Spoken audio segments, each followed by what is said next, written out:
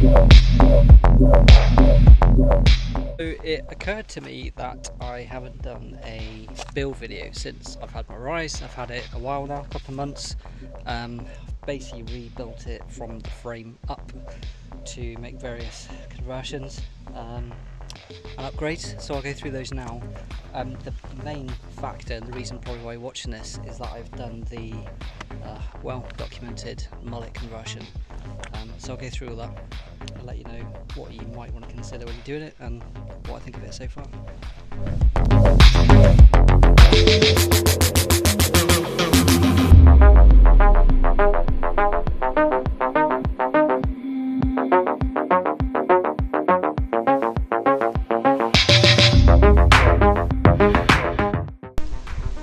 Okay, so the basic facts and data that everyone will be interested in for the bike. This is a mullet conversion, so we've got the stock 29er front wheel, and I've changed the back wheel from 29er to a 27.5, and obviously I have to get the sort of drivetrain specific free body with that, which in this case is the Shimano micro spline.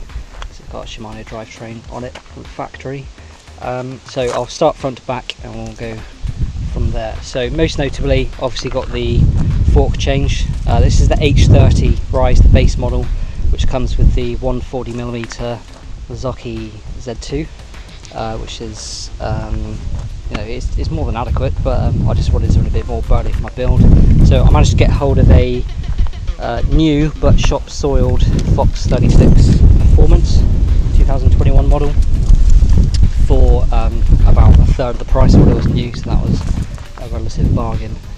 So that obviously went straight on, and just put the stock wheel back on there. I did change the headset when I was at it because the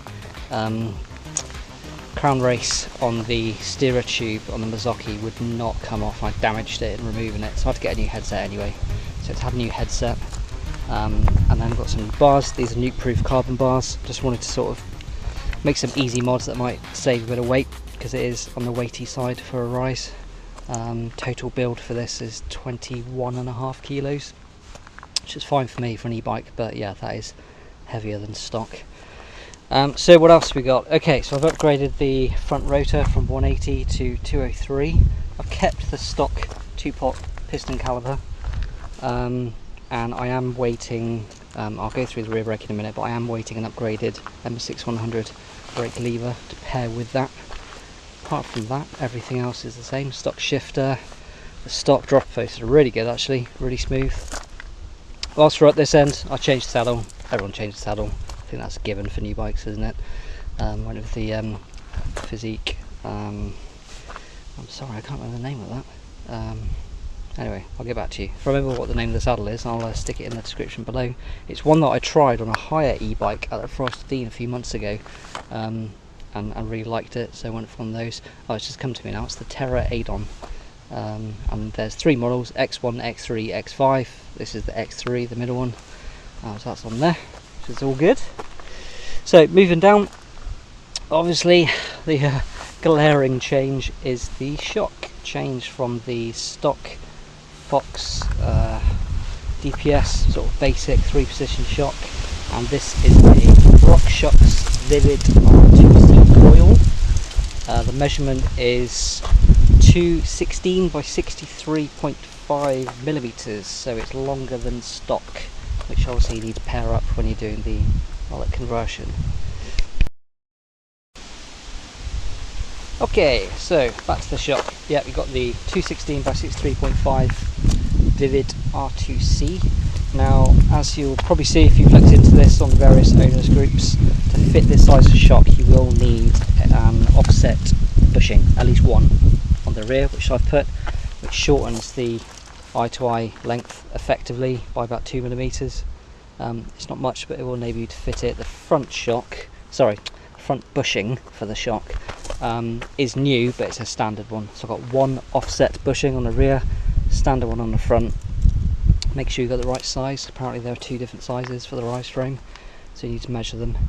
But that went straight in, and everyone kept on telling me I wouldn't be able to run the shock because it would rub on that medium frame, and I can tell you it doesn't at all. I've checked it frequently and it doesn't rub. It's absolutely fine. What we got next? Okay, so Fidlock bottle. This is the 590ml bottle. It wouldn't fit as standard without further modification because it fouled on the underside of the reservoir. So the clever people at Bird Cycles, UK company, got this angled bracket, which is genius. It's expensive. It's about 18 quid for a piece of metal, but it does the job. And as you can see, you can fit the bottle in there, so that's a nice little touch there. Moving back, obviously got the 27.5 inch wheel like we talked about. I used the stock Sex. I did it from new, so it was all brand new components, so went on. Bigger again rear rotor, 203 up from 180, and I've got a Shimano M6120 4-pot caliper on the back. I like to have a bit more bite on the rear brake particularly. 2-pot on the front is fine, but I've got to upgrade it to the 4-pot on the back. Little top tip if you're looking at doing this within a reasonable budget: if you limit your brakes, and you want Shimano, and you limit it to the Dior series, the M6120 or even the M6100 2-pot, they will go straight on to the stock brake lines. These have got straight connectors which fit the stock levers if you want to, so you can actually upgrade from the 4 series brakes to the M6100 or M6120 for not very much money at all, because they've got straight connectors. Anything above that, so LS, LX and above, I've got banjo connectors, so you'll need to fit new brake lines or chop the lines and fit new connectors. But if you don't want to faff with that, look at the M6120. If you want a 4-pot, that's quite an easy upgrade. And I think that's about it. I absolutely love it. Mullet configuration makes it a lot sharper in the corners, makes it easier for sort of getting behind the bike, drops and jumps and things. It's pretty much a perfect setup now. It's like a Orbea Rise build. It's what I'd imagine if Orbea ever made a E version of the Rallon, then this is probably somewhere near to what it would be. The one thing I would say, and I'm not advocating anyone does this, but obviously if you change the rear wheel size, it's going to throw the software out essentially, which will change your engine motor assistance cut-off speed. It'll actually lower it from 15.5 to about 14 something, I've heard. I did use the Sunlocker app to change the wheel size, which you can do as a sort of one button change. You literally just click the button that says 27.5. Technically speaking, Orbea won't want you to do that, but I haven't made the top speed any higher. I haven't done anything illegal to the bike. It's perfectly within UK legislation in terms of speed and power. I haven't changed anything on that front. I've literally changed the wheel size that the motor recognises from 29 inch to 27.5 using the app. And the reason why is it then maintains your motor assistance cut-off speed at 15.5 miles an hour. I spoke to Shimano and I spoke to Orbea, and no one could help me do that when I was looking into it, so you had to do it yourself.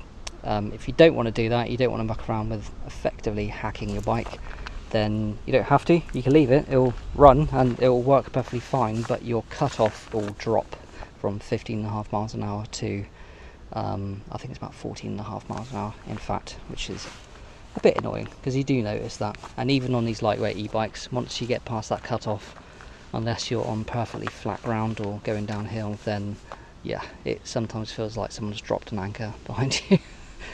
But there we go. Any questions, post up in the comments. This bike's a blast. I'd recommend it to anyone. I absolutely love it since I've had it. I'm so glad I went for this now. It just does everything well. It's a trail bike, it could be an enduro bike. I've been to a bike park on it and done jumps and things. It's perfect. It's quite happy to sit on a cycle path and blim along. Literally anything I've wanted to do is done. Happy days. Hope you enjoyed, hope that was helpful to someone, and catch you in the next one.